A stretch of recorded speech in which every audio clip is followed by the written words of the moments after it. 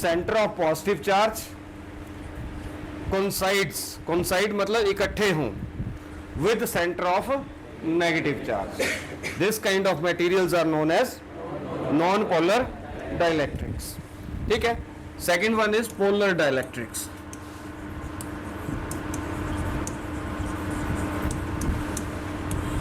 Polar dielectrics ऐसे material जिसमें centre of positive charge कहीं और हो, सेंटर ऑफ नेगेटिव चार्ज कहीं, उनको बोलेंगे पोलर मटेरियल. जो नॉन पोलर होगा इसका डाइपोल मोमेंट जीरो होगा, क्योंकि पॉजिटिव और नेगेटिव चार्ज एक ही जगह पे है. डाइपोल क्या होता था, जिसमें पॉजिटिव यहां होता था, नेगेटिव यहां होता था, उनके बीच में डिस्टेंस 2a होता था. जब चार्जेस दूर होते थे तो डाइपोल मोमेंट कुछ ना कुछ होगा, पर जब इसमें क्या है, इस केस में नॉन पोलर में क्या है, चार्जेस इकट्ठे हैं, इनके बीच में डिस्टेंस कोई नहीं है, 2a डिस्टेंस नहीं है, इसलिए ये क्या है, नॉन पोलर, क्योंकि इनका कोई डाइपोल मोमेंट नहीं होगा. ठीक है. जो पोलर होगा उसमें पॉजिटिव चार्ज कहीं और होगा, नेगेटिव चार्ज कहीं और होगा. ठीक है. इनके बीच में कुछ ना कुछ डिस्टेंस होगा दोनों के बीच में, जिसके कारण इनके पास कुछ ना कुछ डाइपोल मोमेंट होगा, इसलिए इनको बोलते हैं पोलर. जिसके पास डाइपोल मोमेंट होगा पोलर डाइलेक्ट्रिक्स, जिसके पास डाइपोल मोमेंट नहीं होगा उसको बोलेंगे non polar dielectrics. So we have two kind of dielectrics. One is polar dielectric, another is non-polar dielectric. The polar dielectric in which center of positive charge does not coincide with center of negative charge, and they will have some dipole moment. While the non-polar dielectrics in which center of positive charge coincides with the center of negative charge, and they will have dipole moment equal to 0. तो अभी हमारा जो question है कि हमने क्या किया, एक डाइलेक्ट्रिक स्लैब ले ली. ठीक है. उसको नॉन पोलर, एक नॉन पोलर डाइलेक्ट्रिक ले लिया, नॉन पोलर, जिसमें नॉन पोलर मतलब जिसमें कुछ ना कुछ डाइपोल मोमेंट होगा, होगा नहीं होगा. ठीक है. तो एक नॉन पोलर डाइलेक्ट्रिक स्लैब ले ली, उसको हमने किसी एक्सटर्नल इलेक्ट्रिक फील्ड के अंदर रखा. ठीक है. तो आप फाइंड आउट करिए तब क्या होगा अगर हम उसको इलेक्ट्रिक फील्ड के अंदर रखेंगे. साथ में हमें डिफाइन करके बताइए. लिखिए, हेंस डिफाइन एटॉमिक और मॉलिक्यूलर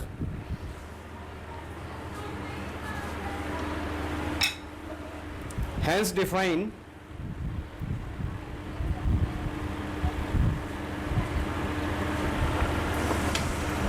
एटॉमिक और मॉलिक्यूलर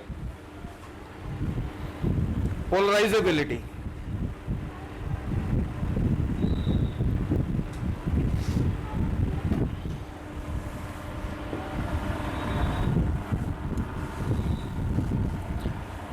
हम अभी इलेक्ट्रिक फील्ड मैंने अप्लाई कर दी, दो प्लेट्स ले ली. इलेक्ट्रिक फील्ड कैसे अप्लाई करते हैं, दो प्लेट्स ले ली, एक प्लेट को पॉजिटिव प्लेट बना दिया, दूसरी प्लेट को नेगेटिव प्लेट बना देंगे. पॉजिटिव प्लेट बनाने के लिए एक प्लेट को बैटरी के पॉजिटिव से जोड़ देंगे, दूसरे को बैटरी के नेगेटिव से. बैटरी को मैं नहीं बता रहा हूं, I am not showing the battery. ठीक है. अब ये जो दो प्लेट्स हैं, इधर पॉजिटिव चार्ज है, गर्ल्स पीछे बच्चों, ये जो पॉजिटिव ये प्लेट है पॉजिटिव प्लेट बोलेंगे, इस प्लेट को नेगेटिव प्लेट बोलेंगे. अब इसके बीच का जो स्पेस होगा इसमें कुछ ना कुछ इलेक्ट्रिक फील्ड होगी. मैं रिप्रेजेंट कर देता हूं उस इलेक्ट्रिक फील्ड को ई नॉट से.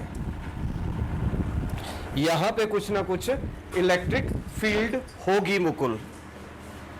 ठीक है. अब वो इलेक्ट्रिक फील्ड आपको दिखेगी नहीं. ठीक है. वो कौन फील कर पाएगा, मैं नहीं फील कर पाऊंगा, आप फील नहीं कर पाओगे. ठीक है. और फील कोई उससे ऐसा मटेरियल जो उससे अफेक्ट होता हो. ठीक है ना. जैसे सपोज गर्मी है, गर्मी कौन फील करेगा, ह्यूमन, जिसके अंदर जान होगी. ठीक है. पत्थर है, उसको गर्मी का कोई वो नहीं है, वो हीट अप तो होगा, पर it will never feel hotness. ठीक है, उस हॉटनेस को हम होंगे तो हम धूप में जाएंगे तो हमें गर्मी फील होगी। वैसे कोई ऐसा मटेरियल जो इस इलेक्ट्रिक फील्ड में जाएगा तो उसको उसका इफेक्ट कुछ ना कुछ फील होगा। ठीक है, अब मैंने क्या किया कि एक नॉन पोलर डाइलेक्ट्रिक जो उसकी स्लैब ले ली,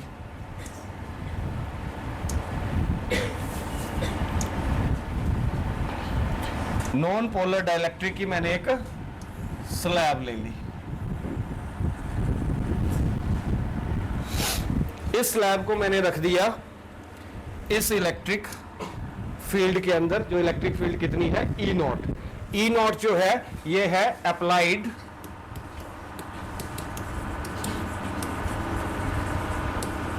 एक्सटर्नल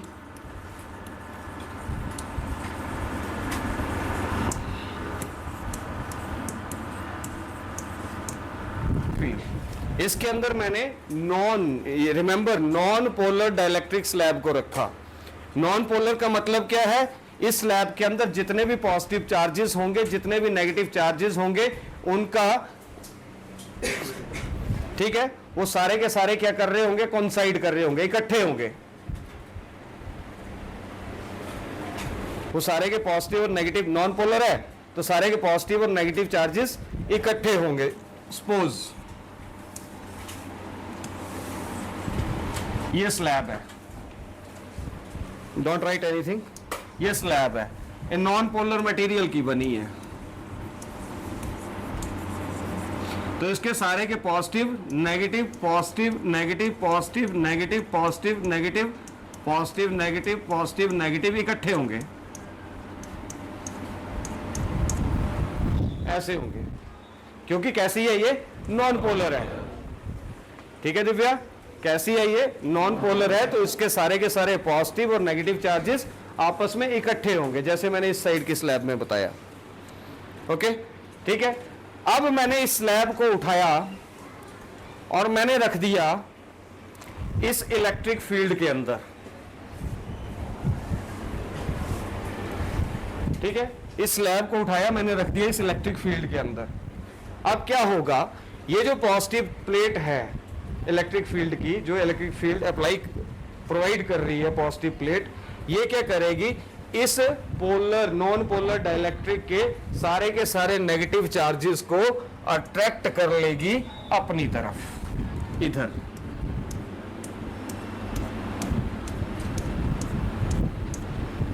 ठीक है, और positive negative plate positive charges को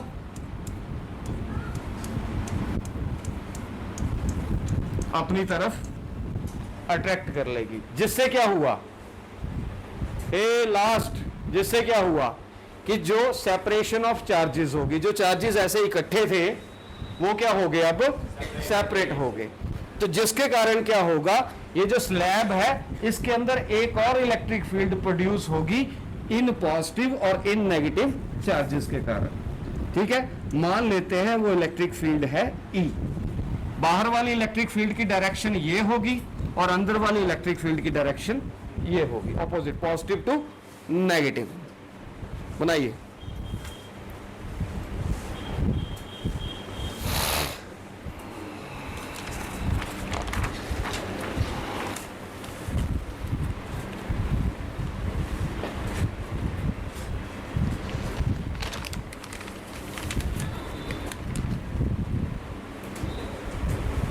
done,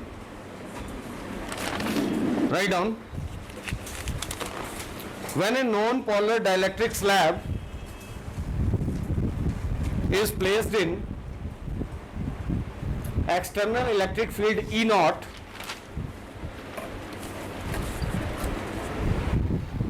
then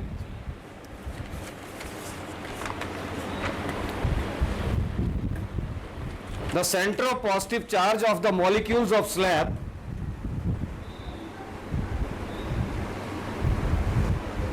starts moving towards negative plate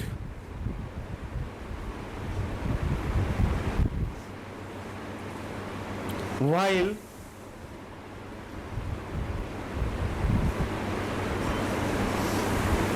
center of negative charge of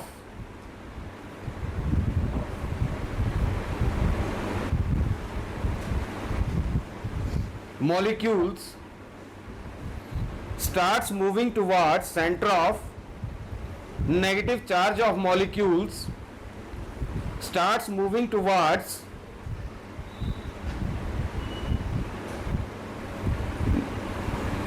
positive plate.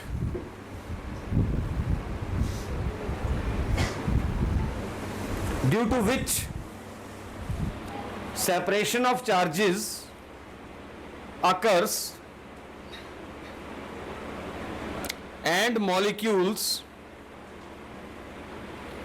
gets stretched.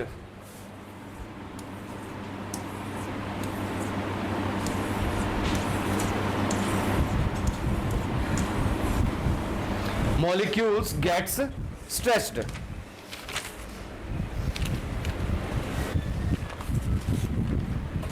Due to which an electric field EP, मैंने यहाँ E लिखा है, EP is set up inside the dielectric slab.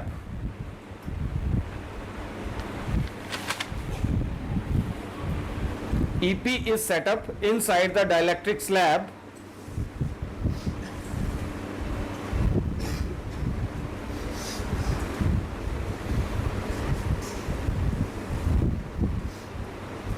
in the direction opposite to E naught.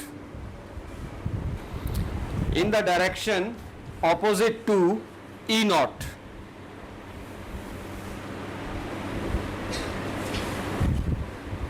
This process is called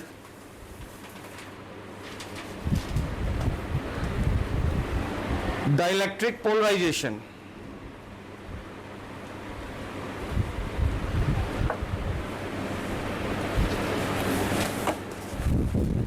देखो बेटे once again कि जो हमारे charges थे नॉन पोलर डाइलेक्ट्रिक स्लैब थी स्तुति, तो हमारे जो चार्जेस थे नॉन पोलर है तो उसमें centre of positive centre of negative इस तरह से होगा, ठीक है। और वो मॉलिक्यूल कैसा होगा, स्फेरिकल होगा, ठीक है। मॉलिक्यूल कैसा होगा, स्फेरिकल। अभी हमने इस पे कोई भी इलेक्ट्रिक फील्ड अप्लाई नहीं की है। जैसे मैंने इस स्लैब को उठाया, इस इलेक्ट्रिक फील्ड के अंदर रखा, ठीक है, तो क्या हुआ कि ये जो पॉजिटिव प्लेट है ये इसके सारे नेगेटिव चार्जेस को अपनी तरफ अट्रैक्ट करेगी। नेगेटिव प्लेट सारे के सारे पॉजिटिव चार्जेस को अपनी तरफ अट्रैक्ट करेगी, जिसके कारण ये मॉलिक्यूल ऐसा था, अब ये मॉलिक्यूल कुछ ऐसा हो जाएगा, स्ट्रेच हो जाएगा, ठीक है। ये मॉलिक्यूल कुछ स्ट्रेच हो जाएंगे इस तरह से, ठीक है। जिससे क्या हुआ, सेपरेशन ऑफ चार्जेस हो गई।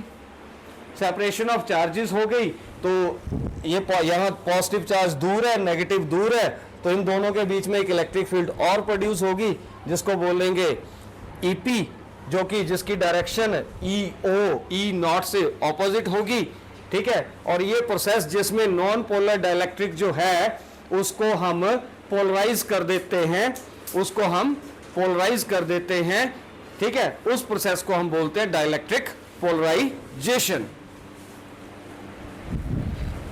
ओके, अब क्वेश्चन में क्या है, लास्ट में क्वेश्चन में बोलता है हेंस डिफाइन। तो आपको क्वेश्चन आ जाता है कि अगर क्या होगा जब हम किसी नॉन पोलर डाइलेक्ट्रिक को किसी यूनिफॉर्म इलेक्ट्रिक फील्ड के अंदर रखेंगे। तो जब भी हम नॉन पोलर डाइलेक्ट्रिक को किसी यूनिफॉर्म इलेक्ट्रिक फील्ड के अंदर रखेंगे तो नॉन पोलर डाइलेक्ट्रिक के जो मॉलिक्यूल्स हैं वो स्ट्रेच हो जाएंगे, जिसके कारण नॉन पोलर डाइलेक्ट्रिक के अंदर भी एक इलेक्ट्रिक फील्ड प्रोड्यूस होगी, और इस प्रोसेस को बोलेंगे हम डाइलेक्ट्रिक पोलराइजेशन, ठीक है। अब उसके क्वेश्चन में उसने बोला है कि आप एटॉमिक और मॉलिक्यूलर पोलराइजेबिलिटी उसको डिफाइन करिए, ठीक है। नेक्स्ट लाइन में इंड्यूस्ड डाइपोल मोमेंट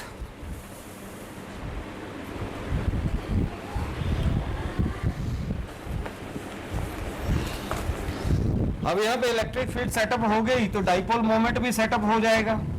तो और ये इलेक्ट्रिक फील्ड भी कैसी है, इंड्यूस्ड है, और डाइपोल मोमेंट भी कैसा है, इंड्यूस्ड है। जो इलेक्ट्रिक बाहर वाली इलेक्ट्रिक फील्ड के कारण अपने आप प्रोड्यूस हुआ इलेक्ट्रिक फील्ड और अपने आप प्रोड्यूस हुआ डाइपोल मोमेंट, उसको बोलेंगे इंड्यूस्ड डाइपोल मोमेंट, जो किसी और के कारण हो रहा है। अदरवाइज क्या था, नेट डाइपोल मोमेंट, क्योंकि सेंटर ऑफ पॉजिटिव और सेंटर ऑफ नेगेटिव कोइंसाइड कर रहे हैं, नेट डाइपोल मोमेंट जीरो था। पर जैसे हमने इसको स्लैब के अंदर रखा, इसके चार्जेस सेपरेट हो गए, जिसके कारण अंदर इलेक्ट्रिक फील्ड प्रोड्यूस हो गई, साथ में जिसके कारण अंदर डाइपोल मोमेंट प्रोड्यूस हुआ, इन दोनों के कारण। तो इस डाइपोल मोमेंट और इस इलेक्ट्रिक फील्ड को बोलेंगे इंड्यूस्ड इलेक्ट्रिक फील्ड। अब हम बात करें कि जो इंड्यूस्ड डाइपोल मोमेंट है स्लैब के अंदर, जो बाहर से हम अप्लाई कर रहे हैं इलेक्ट्रिक फील्ड, उसके डायरेक्टली प्रोपोर्शनल होगा। कि एक्सटर्नल इलेक्ट्रिक फील्ड को हम इंक्रीज करेंगे तो सेपरेशन ऑफ चार्जेस और ज्यादा इंक्रीज होगी, जिससे डाइपोल मोमेंट भी इंक्रीज होगा। तो हमने क्या लिखना है अब कि इंड्यूस्ड डाइपोल मोमेंट जो है वो डायरेक्टली प्रोपोर्शनल है किसके, induced dipole moment is directly proportional to applied external electric field.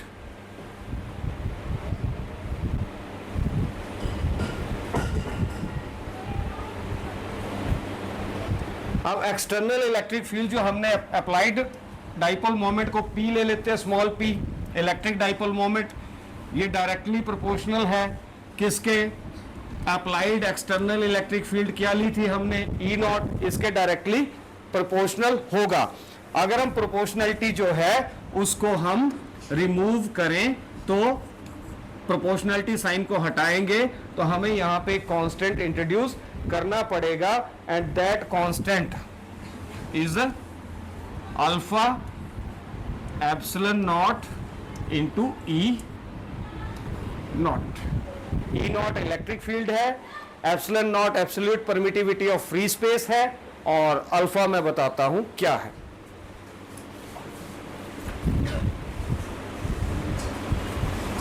ठीक है, here alpha is constant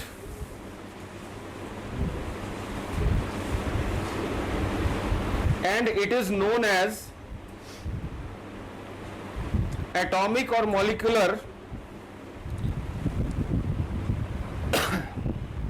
polarizability।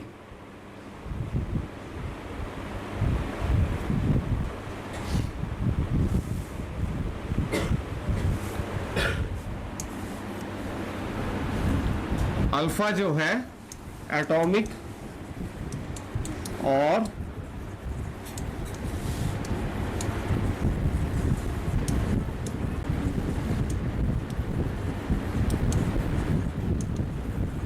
Atomic और मॉलिक्यूलर पोलराइजेबिलिटी भी बोलते हैं। अगर आप अल्फा को फाइंड आउट करना चाहते हो तो alpha will be equal to, alpha एक साइड रहने दो, ये epsilon naught into E naught दूसरी साइड चला जाएगा, तो P upon epsilon naught into E not.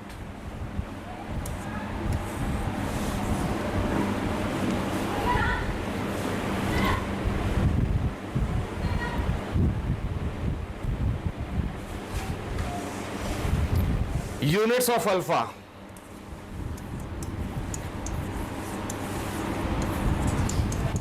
Metre cube,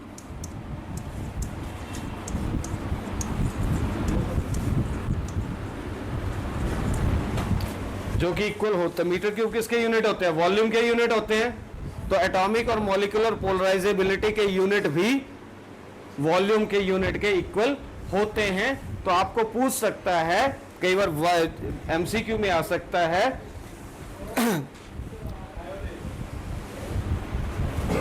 कि कौन सी ऐसी फिजिकल क्वांटिटी है जिसके यूनिट एटॉमिक और मॉलिक्यूलर पोलराइजेबिलिटी के इक्वल होते हैं। तो आप लिखोगे वॉल्यूम, कि वॉल्यूम के यूनिट भी मीटर क्यूब होते हैं और एटॉमिक और मॉलिक्यूलर पोलराइजेबिलिटी इसके यूनिट भी मीटर क्यूब होते हैं।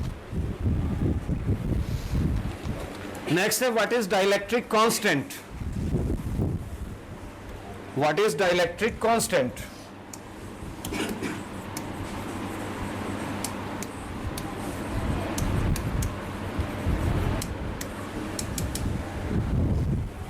What is dielectric constant?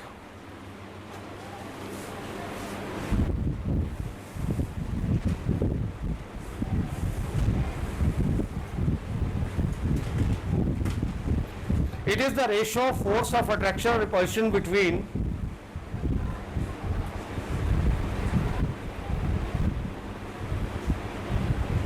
two charges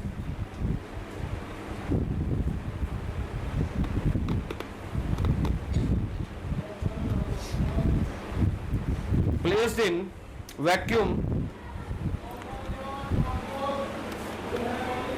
to the force of attraction or repulsion between the same charges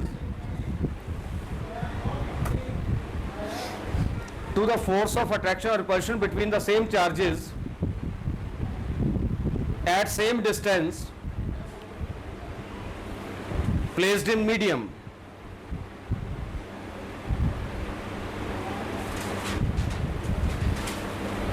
It is denoted by capital K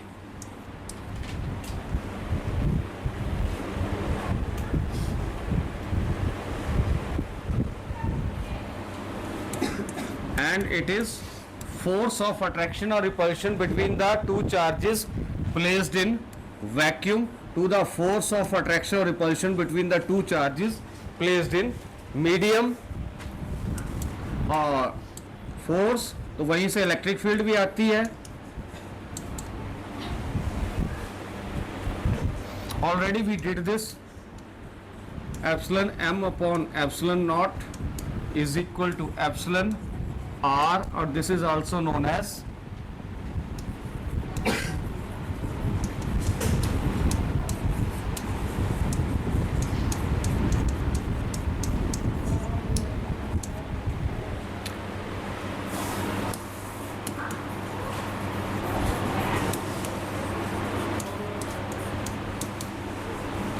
तो dielectric constant और relative permittivity एक ही चीज होती है.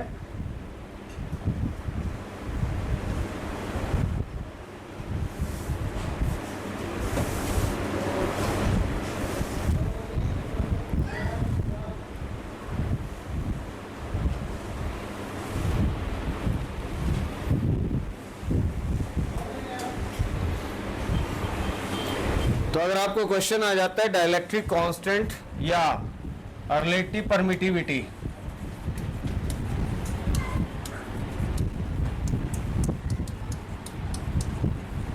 की डेफिनेशन, तो रिलेटिव परमिटिविटी को एप्सिलॉन r से लिखते हैं, डाइलेक्ट्रिक कांस्टेंट को k से लिखते हैं. दोनों की एक ही डेफिनेशन होगी. नेक्स्ट है very important.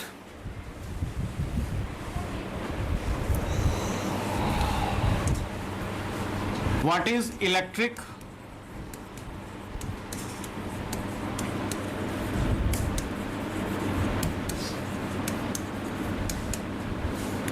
electric susceptibility? Obtain an expression for it. What is electric susceptibility? Obtain an expression for it.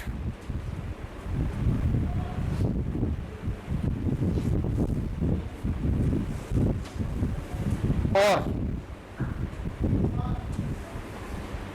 obtain the relation between dielectric constant and electric susceptibility.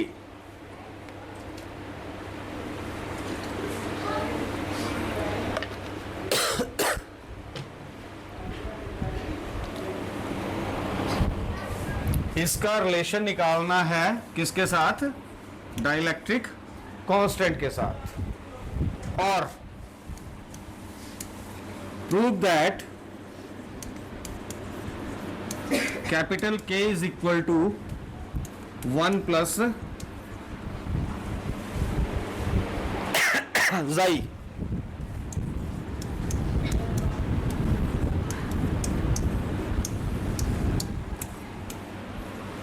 xi अब कोई इसको काई बोलते हैं, आपकी केमिस्ट्री वाली मैम काई बोलते हैं, है ना ये सिंबल केमिस्ट्री में. मैम काई बोलते हैं शायद. So we have to prove the relation between xi क्या है? इलेक्ट्रिक ससेप्टेबिलिटी है. ठीक है. K क्या है? डाइलेक्ट्रिक कांस्टेंट है. हमने इन दोनों के बीच में रिलेशन फाइंड आउट करना है। आगे लिखिए, वे symbols have their usual meanings.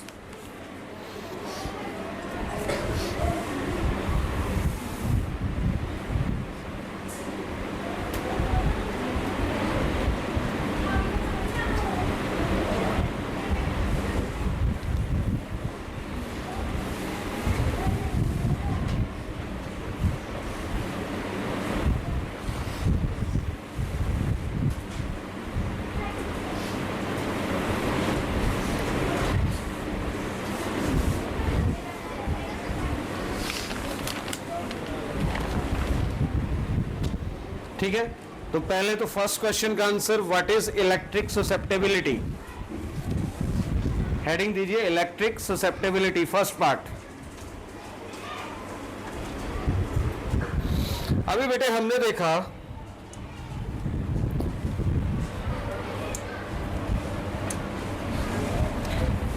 अभी हमने जो बात की थी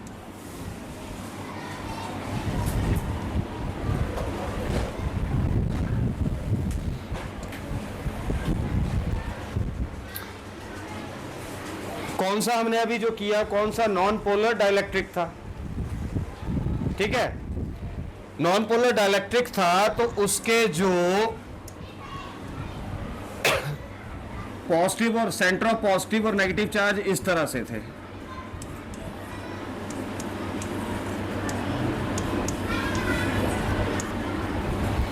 जैसे इस नॉन पोलर डाइलेक्ट्रिक को हमने रखा किसके अंदर, इलेक्ट्रिक फील्ड के अंदर, तो ये चार्जेस सेपरेट हो गए। ठीक है, और ये अगर पॉजिटिव प्लेट है तो यहां सारे के सारे ये पॉजिटिव इस तरह से सेपरेट हो जाएंगे।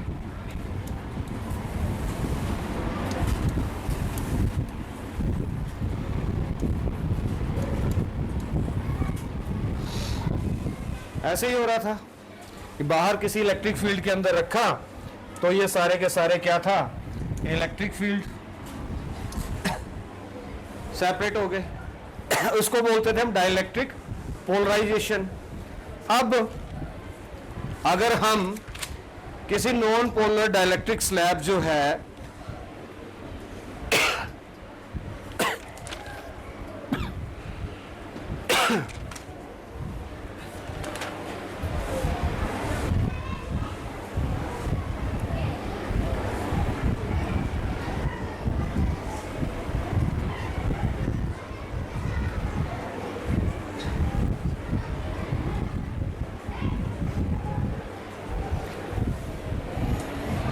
लिखिए, it is found that electric polarization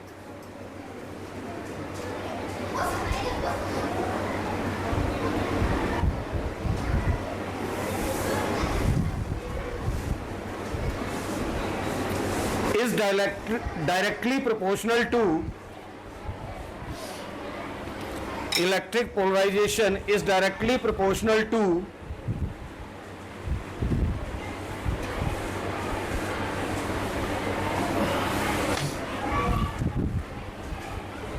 net electric field E।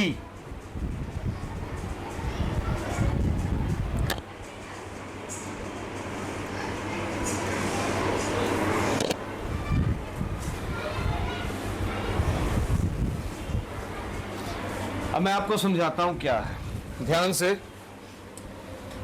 Take care.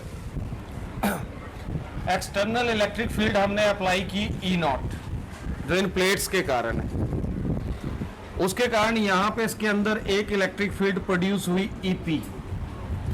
External की डायरेक्शन ये थी, इंटरनल की डायरेक्शन जो है वो ये होगी। ठीक है, E0 बड़ी इलेक्ट्रिक फील्ड होगी, EP जो है वो छोटी इलेक्ट्रिक फील्ड होगी क्योंकि कम एरिया में है और इसके कारण प्रोड्यूस हो रही, जिसके कारण प्रोड्यूस हो रही है वो बड़ी होगी, जो प्रोड्यूस हुई वो छोटी होगी। इन बड़ी और छोटी का जो डिफरेंस होगा, ठीक है, उसको लिख लेते हैं हम E। ठीक है, इसको बोलेंगे हम net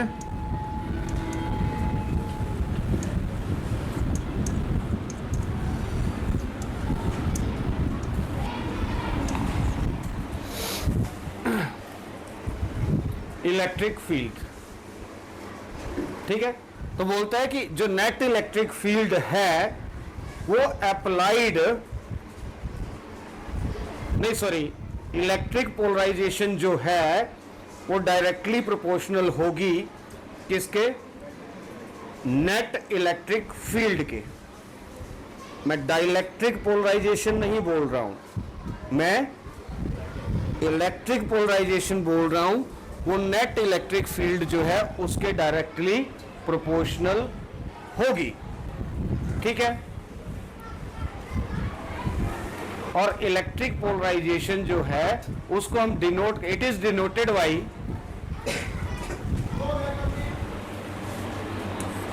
P dash vector, sorry, P dash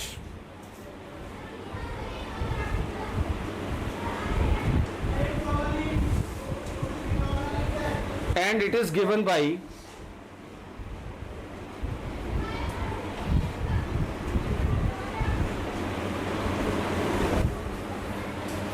P dash is directly proportional to net electric field. Net electric field क्या है? E. You just prepare this diagram also. Net electric field क्या है? E. इसके डायरेक्टली अगर हम proportionality sign को हटाएं तो हम कांस्टेंट इंट्रोड्यूस करेंगे और ये कांस्टेंट होगा chi into epsilon naught into ई।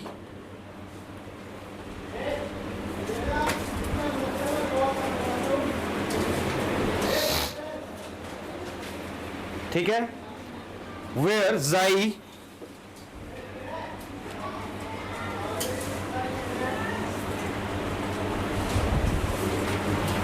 जाई निकाल लो, क्या आएगा? P dash upon epsilon naught into ई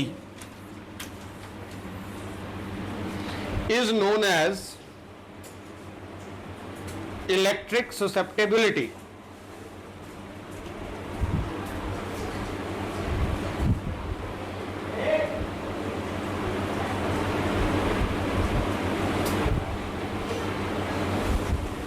इलेक्ट्रिक ससेप्टेबिलिटी, इसका मैं कंपैरिजन आपको पिछले उससे कराता हूं।